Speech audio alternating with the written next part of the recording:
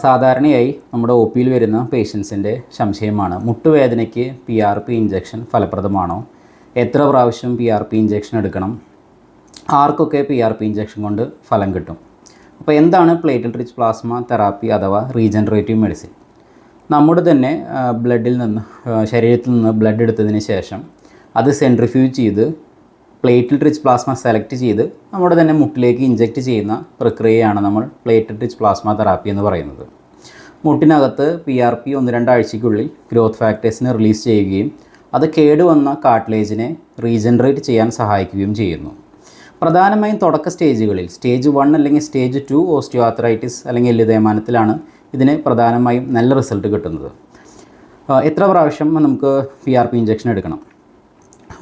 ഭൂരിഭാഗം കേസിലും ആദ്യത്തെ ഇഞ്ചക്ഷനിൽ തന്നെ നല്ല റിസൾട്ട് കിട്ടാറുണ്ട്. ഏറ്റവും നല്ല ഫലപ്രദമായ രീതിയിൽ കിട്ടണമെങ്കിൽ 3 PRP ഇഞ്ചക്ഷൻസ് 4 മുതൽ 6 ആഴ്ച വരെ ഇടവിട്ട് എടുക്കേണ്ടതാണ്. വേറെ എവിടെയൊക്കെ നമുക്ക് PRP ഇഞ്ചക്ഷൻസ് യൂസ് ചെയ്യാം?